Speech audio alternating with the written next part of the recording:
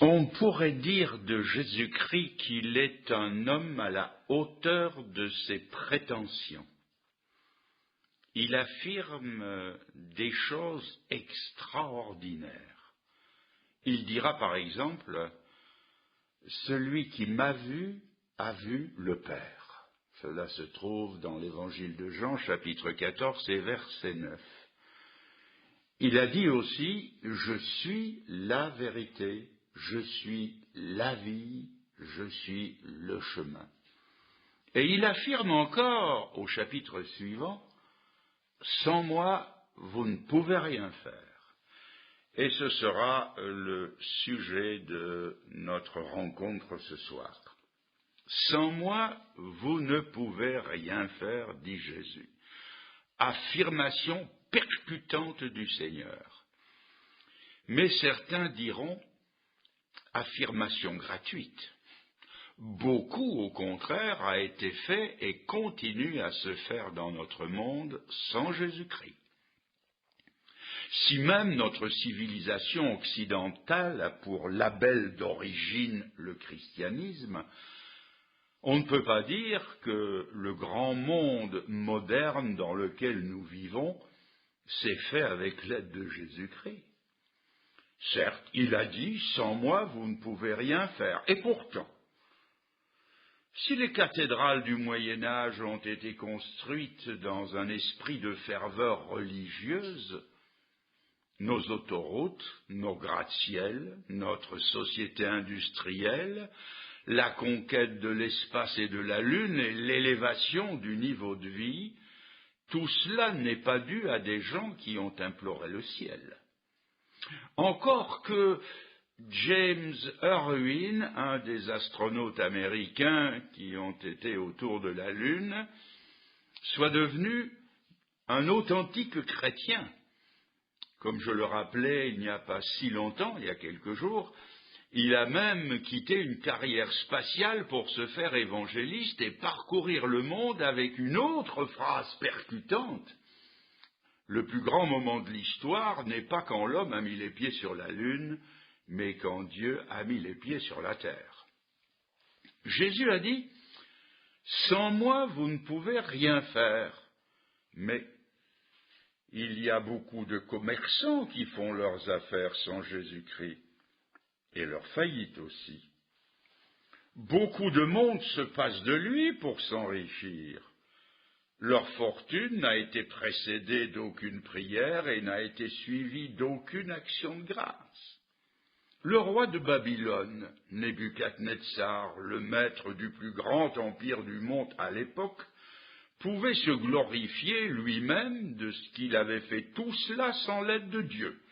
Et il dira en Daniel 4, « N'est-ce pas ici Babylone la grande, que j'ai bâtie pour être la maison de mon royaume, par la puissance de ma force et pour la gloire de ma magnificence. » Et il n'exagérait pas. Chaque brique de Babylone portait le sceau du roi. Ce n'est pas non plus avec le secours du ciel que le riche insensé de l'Évangile, ou bien les Onassis, les puissants émirs arabes, les fabuleux Maharajas de l'Inde, ont bâti leur fortune colossale. Ils ont fait tout cela sans Jésus-Christ. Et la liste des triomphes humains peut s'allonger, depuis le roi de la pédale, l'empereur du ring, la vedette des studios, le chevalier de l'industrie, jusqu'au dictateur sanguinaire. Tous ces gens sont arrivés où ils sont par la seule force des poignets, c'est-à-dire sans Jésus-Christ. Autrefois, Cyrano de Bergerac était mon maître à penser, et je disais avec lui, chercher un protecteur puissant, prendre un patron, et comme un lierre obscur qui circonvient un tronc, et sans faire un tuteur en lui léchant l'écorce, grimper par ruse au lieu de s'élever par force, avoir une peau qui plus vite à l'endroit des genoux devient sale, exécuter des tours de souplesse dorsale, non merci. bref, dédaignant d'être le lierre parasite, lors qu'on n'est ni le chêne ou le tilleul, ne pas monter bien haut peut-être, mais tout seul, c'est-à-dire sans Jésus-Christ. C'est ce qui s'appelle monter à la force des poignets. Et tout cela sans Jésus-Christ, bien sûr. Tout beau, Cyrano. Mais moi, je ne suis pas si sûr que ces triomphes humains résisteront à l'épreuve du temps. Dans 100 ans, peut-être, ceux qui nous suivent feront notre procès, et nous risquons très fort de nous trouver au banc des accusés. Nos arrière-petits-enfants seront peut-être nos juges lucides et impitoyables, quand ils analyseront comment nous vivons aujourd'hui sans Jésus-Christ. N'oublions pas que les plus grandes générations qui ont conquis le monde, et Babylone en particulier, quand on étudie leur histoire, et l'histoire tout court, et qu'on voit les ruines de ces empires, on comprend mieux la Bible qui dit que sans Dieu, les nations, et je cite, ont travaillé pour le néant. À quoi a bien pu servir le Troisième Reich, par exemple? C'est une question qu'il était très dangereux de poser en 1933 et en 1939, et même en 1944. Mais en 1945, ce grand Reich bâti pour 1000 ans sans Dieu s'est écroulé, maudit, haï par des millions de personnes. Ses responsables jugés à Nuremberg et reconnus coupables devant la conscience universelle. Et tout cela sans Jésus-Christ, bien sûr. Notre société de bien-être n'a pas cru devoir prendre la vie ni le secours du ciel. Mais si j'en crois ce qu'en disent nos savants, il va bientôt falloir crier au secours. Où allons-nous? Vers le chaos? Beaucoup de voix autorisées nous disent que nous avons déjà atteint le point de non-retour. Nous savons tous qu'il y a une certaine idée, la nôtre, de la croissance économique qui n'est pas viable. Dans un siècle ou plus tard, les immenses réserves de pétrole, de gaz et d'énergie seront épuisées. Quand nous aurons dilapidé notre patrimoine et pollué la planète, il ne nous restera plus alors, comme le fils prodigue, que d'aller au cochon, ou alors de retourner à Dieu. Un autre exemple des choses que nous faisons sans Jésus-Christ. Nous crions bien haut les bienfaits de l'automobile. J'en ai une, je le précise, et je m'en sers. Nous ne sommes pas loin de lui donner une sorte d'encens religieux. Elle évoque un vocabulaire particulier. Automobile égale émancipation, évasion, liberté, indépendance, mobilité, facilité. J'admets tout cela. Mais dans notre seul monde occidental, 100 000 personnes par an descendent dans une tombe trop tôt creusée à cause de l'automobile. Entre 8 000 et 10 000 en France tous les ans. Quel holocauste à ce Moloch de nos temps modernes. Dites-moi, est-ce que les générations futures ne diront pas de nous que nous étions des fous et des barbares? Ce prix que nous payons sans sourciller dans notre Occident, 100 000 personnes par an, 2 millions de personnes sans compter les blessés en 20 ans. Cette époque n'apparaîtra-t-elle pas comme l'une des plus grandes monstruosités de l'histoire? Ce prix, nous le payons sans nous plaindre, bon gré, mal gré. Cette civilisation de progrès ne sera-t-elle pas taxée comme la plus rétrograde de tous les temps? Nous croyons être sur le bon chemin, mais le Seigneur nous dit, sans moi vous ne pouvez rien faire. On ne peut pas non plus rendre la vraie justice sans Jésus-Christ. Que peut-on espérer là où il n'y a plus la crainte de Dieu? Alexandre Solzhenitsyn nous l'a dit, l'Union soviétique à elle toute seule est responsable de 80 millions de morts pour une idéologie sans Jésus-Christ. La Chine, je n'ose pas penser à ce qui s'y est passé sans Jésus-Christ. Quand la crainte de Dieu disparaît, quelle raison raisonnable peut-on avoir pour croire au bienfait du civisme dans le pays où je vis, dans ma localité, dans mon entourage? Si j'en tire un profit, pourquoi polluer, enlaidir, détruire serait-il incivique? Sans Jésus-Christ toujours, bien sûr. L'apôtre Paul justifiait sa conduite en ces termes, ayant en Dieu cette espérance qu'il y aura une résurrection des justes et des injustes. C'est pourquoi je m'efforce d'avoir constamment une conscience sans reproche devant Dieu et devant les hommes. Vous trouvez ça dans le livre des Actes au chapitre 24 et au verset 15. Mais si vous écartez Dieu de la scène, pourquoi ne pas prendre un plaisir dérobé avec la fille ou la femme du prochain? Si je ne crois pas en Jésus-Christ, d'où l'homme tient-il sa dignité? Pourquoi tuer serait-il un crime? Vous ne jugez pas un chat parce qu'il croque une souris. Le tout est de savoir d'où je tiens mon code moral. Si ce n'est pas de Dieu, ma vie, votre vie, n'a pas plus de valeur que celle d'une souris, d'une mouche qu'on écrase sur une vitre ou d'une génisse qu'on conduit à l'abattoir. Ne l'oubliez pas, c'est lui, c'est Jésus qui donne un sens et une valeur à la vie. Par Jésus-Christ, je sais d'où je viens et où je vais. Je viens de Dieu et je vais vers Dieu. Mais sans Jésus-Christ, je ne viens de rien, je ne vais vers rien et je ne suis rien.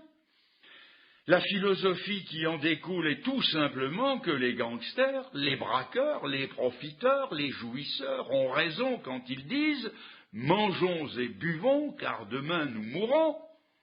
Alors moi, j'inverse la proposition. Sans Jésus-Christ, on peut tout faire. Qu'est-ce qui va déterminer ce qui est juste et bon de ce qui ne l'est pas? Si je ne tiens pas ma conscience de Dieu, si je ne tiens pas mon sens de la justice d'en haut, dites-moi, de qui est-ce que je les tiens?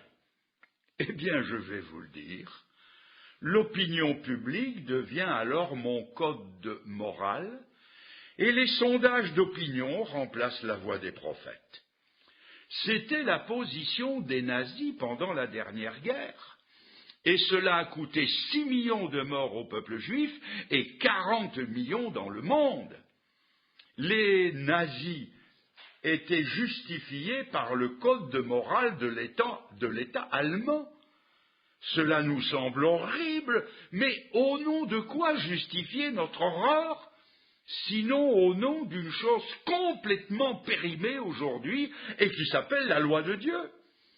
Si je ne suis plus convaincu que l'homme est une création de Dieu, pourquoi la vie de l'homme serait-elle sacrée? Dites-le-moi. Au nom des lois de notre pays? Oui, mais les lois varient. Tenez, je vais prendre 6 cas naguère condamnables. La fraude, l'escroquerie et le viol le sont encore, mais les 3 qui suivent ne le sont plus. L'adultère, la perversion sexuelle et l'avortement, par la seule raison que les goûts et les opinions ont changé. Derrière vous, il n'y a plus, sans Jésus-Christ toujours, derrière vous, il n'y a plus que le gouvernement que nous nous sommes donné par voie démocratique. Et derrière ce gouvernement, il n'y a plus que la matraque et le fusil. Il n'y a rien de plus. Les parents sont en mauvaise posture aujourd'hui pour répondre à la question à laquelle la Bible répondait. Quel est le sens de la vie? Quand on est obligé d'avouer à un jeune que la vie n'a pas de sens, quelle raison invoquer pour l'empêcher de se droguer, d'être fainéant, de commettre des larcins ou de se suicider? Quelle raison? Demandez à n'importe quel jeune qui se livre à la destruction, au vandalisme ou à l'immoralité. Pourquoi faites-vous cela? Il va vous répondre, et pourquoi pas? Essayez maintenant de répondre à ce « et pourquoi pas ». Il n'y a pas de réponse sans Jésus-Christ. Ce que cherchent les jeunes aujourd'hui peut s'exprimer de deux façons. Qu'est-ce qui m'empêche de faire comme je veux? Et aussi, donnez-moi une raison valable de faire autrement.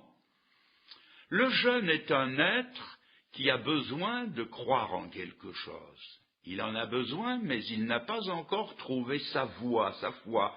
Il n'est sûr de rien. Mettez-vous à leur place.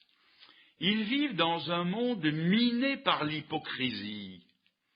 Ce qu'ils aiment le plus est gangréné à la racine, et ils le savent. Le football, le cyclisme, l'athlétisme et les autres disciplines sportives sont faussées par le dopage et corrompus par l'argent. Les jeunes vivent dans un monde sans idéal qui débouchera pour eux sur la précarité et finalement sur le cimetière. Mes amis, si au monde il y a quelque chose qui est absurde, c'est le cimetière. La civilisation dans laquelle le jeune vit est comme un fils qui estime ne plus avoir besoin de son père et qui s'est lancé dans le monde en faisant son chemin tout seul. En se libérant de la crainte de l'enfer, l'homme d'aujourd'hui a renoncé à l'espoir du ciel.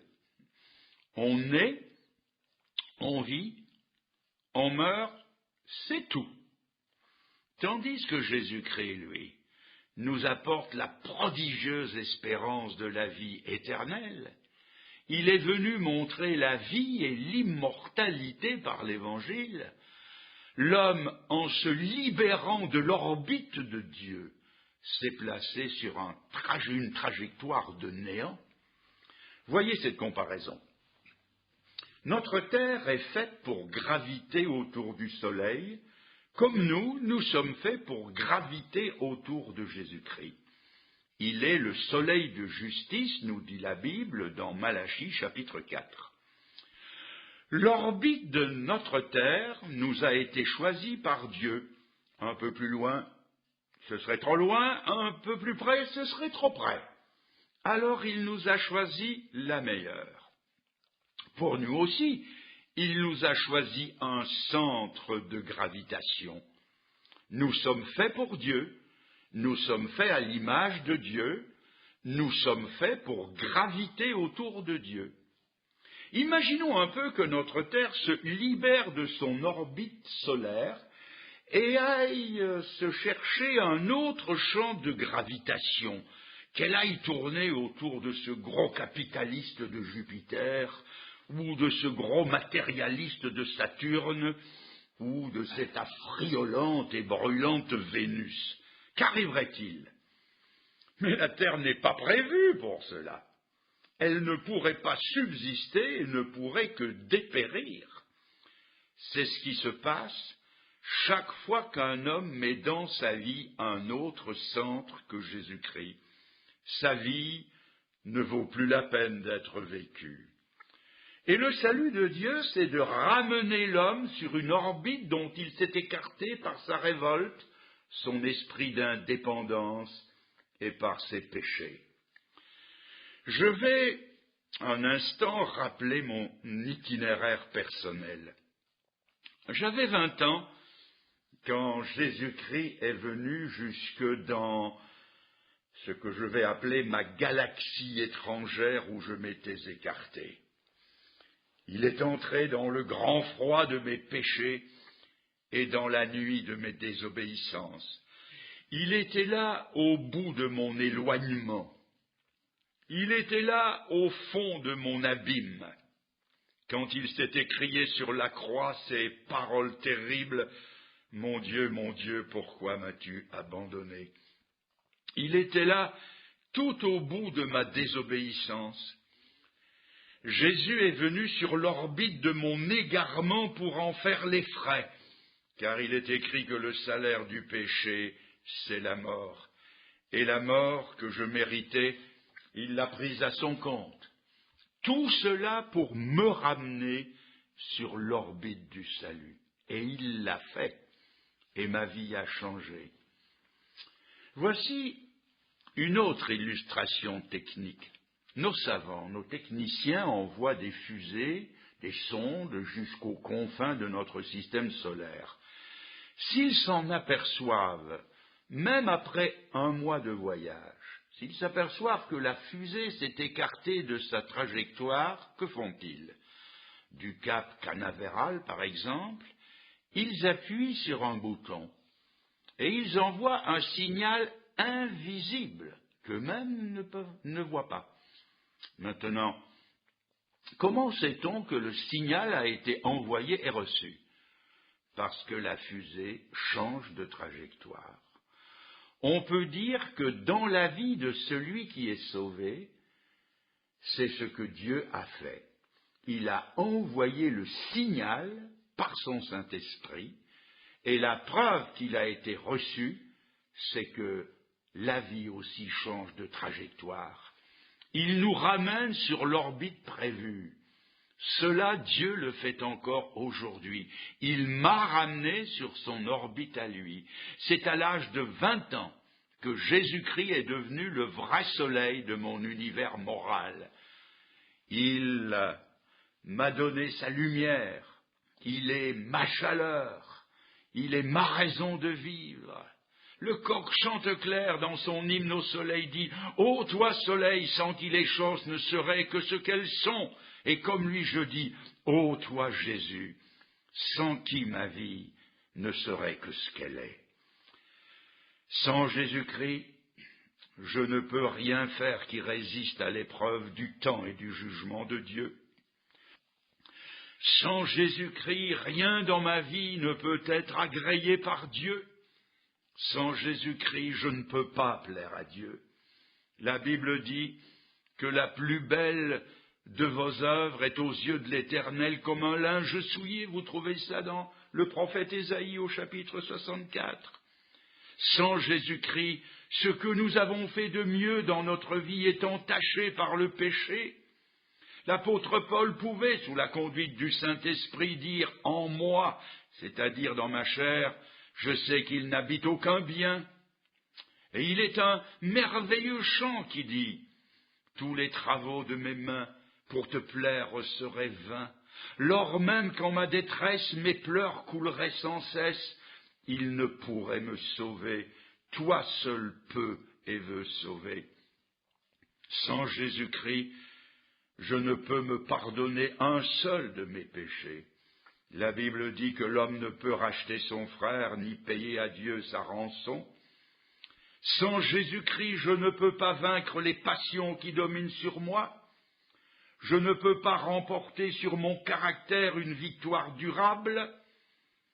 La Bible nous parle d'un homme qui avait la main sèche. Il ne pouvait pas étendre la main sans Jésus-Christ. Il a fallu que le Seigneur le lui dise et lui en donne la force pour que cela se fasse.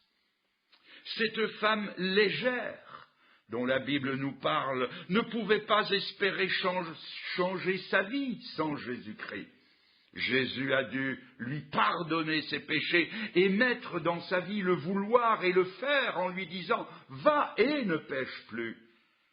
Je ne peux pas me faire naître de nouveau sans Jésus-Christ. Or, la Bible enseigne que la nouvelle naissance est la condition sine qua non du salut. Nous ne pouvons ni voir ni entrer dans le royaume de Dieu sans la nouvelle naissance. Or, c'est lui seul qui l'opère en nous. Il est celui qui donne la repentance et la foi et le salut à celui qui se repent et qui croit. Lazare ne pouvait pas sortir du tombeau sans Jésus-Christ. Seul Jésus, par la puissance de sa parole, pouvait le tirer de là. De même, Jésus seul peut nous tirer de notre mort spirituelle. Nul ne peut échapper à son passé sans Jésus-Christ, car les hommes sont toujours rattrapés par leur passé. Sans Jésus-Christ, ce passé sera éternellement présent dans leur avenir. L'homme ne peut pas échapper au jugement sans Jésus-Christ. La main de Dieu ira chercher les hommes au fond de leur tombe pour les amener à la barre de son jugement. Moi, je sais que je n'y serai pas à cette barre du jugement de Dieu. Pourquoi? Non pas parce que je suis meilleur qu'un autre, mais tout simplement parce que Jésus y a été traîné à ma place, il a été jugé pour mes péchés, et je n'aurai plus jamais à y faire face. De plus, Jésus-Christ donne de l'assurance pour ce jour du jugement. Il dit à maintes reprises, et notamment en Romains 8 au verset 1, « Il n'y a donc maintenant aucune condamnation pour ceux qui sont dans le Christ Jésus. » Je ne peux pas faire mon salut sans Jésus-Christ. Je ne peux pas aller au ciel sans Jésus-Christ. Les disciples du Seigneur, devant cette impossibilité, lui ont posé cette question, « Mais qui donc peut être sauvé ?» Et Jésus leur a répondu, « Pour les hommes, cela est impossible, mais pour Dieu, toutes choses sont possibles. » De ce merveilleux salut, Jésus a dit, « Je suis le chemin. » Il est le chemin, lui seul. Et dans le livre des Actes, l'apôtre Pierre a dit cette parole fameuse que je répète souvent, tellement elle est capitale. Sous le ciel, il n'y a point d'autre nom qui soit donné parmi les hommes et par lequel il nous faille être sauvés. Alors, puisque Jésus est la réponse, la seule réponse, c'est à lui qu'il faut venir. Je termine en citant de nouveau cette parole, « Sans moi, vous ne pouvez rien faire ». Et je reprends l'argumentation du début. Sans lui, au contraire, vous pouvez faire beaucoup de choses, mais rien qui soutiendra victorieusement l'examen de Dieu. Mais en Jésus-Christ, vous avez la réponse de Dieu. Dieu ne nous a donné aucune autre réponse que lui. Ma conclusion est donc, venez à lui, allez à lui. Il a d'ailleurs dit lui-même, venez à moi, vous tous qui êtes fatigués et chargés, et moi je vous donnerai du repos. Je ne sais pas dans quel état vous vous sentez en ce moment. Fatigué? Oh, non pas fatigué des vacances, mais fatigué des autres, fatigué de vous-même, fatigué de votre impossibilité de vivre à la hauteur de votre code moral ou de vos aspirations, fatigué, chargé d'erreurs, chargé du passé, lassé, découragé. Jésus a dit, venez à moi, et je vous donnerai du repos. Il n'y a que lui qui puisse le faire. Vous pouvez essayer toutes les philosophies du monde.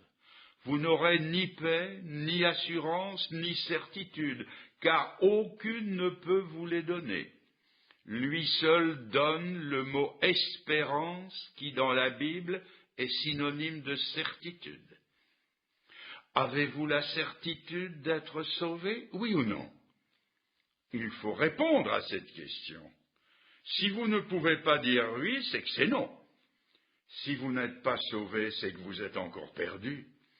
Mais soyez sauvés aujourd'hui, ce soir, puisqu'il est le Sauveur. Il vous sauvera. Il ne vous demande que la repentance et la foi. Croire que sans lui, vous ne pouvez rien faire. C'est si facile de croire cela. C'est si facile de s'en remettre à lui pour tout ce que nous n'avons pas pu faire, tout ce que nous ne pourrons jamais faire, et de lui dire, Seigneur, je viens comme je suis, sauve-moi et fais de moi l'homme ou la femme que j'ai toujours désiré être, et il le fera. C'est la puissance de Dieu. C'est le signal dont nous parlions un peu plus tôt, qui, quoique invisible, corrigera la trajectoire de votre vie. Alors, avant de finir ce soir, vous pouvez vous tourner vers le Seigneur et dans un moment de recueillement, vous pouvez dire dans votre cœur sincèrement, dire ces paroles que je vais dire lentement, comme une prière que vous pouvez lui redire comme si vous la disiez, vous tout seul, au Seigneur, lui dire, Seigneur, merci de m'avoir dit, avec cette simplicité qui est la tienne, que sans toi je ne pouvais rien faire qui tienne la route, ni rien faire qui puisse atteindre le ciel. Dites-lui, merci Seigneur, de ce que par le Saint-Esprit invisible, tu me proposes de venir habiter dans mon cœur. Dites-lui encore, en cet instant, j'accepte par la foi ta proposition. Dites-lui, Seigneur, je m'ouvre à ta grâce et je te prie d'entrer dans mon cœur et de changer la trajectoire de ma vie. Merci Seigneur. Amen. Mes amis, bonsoir et que Dieu vous accompagne et qu'il vous bénisse.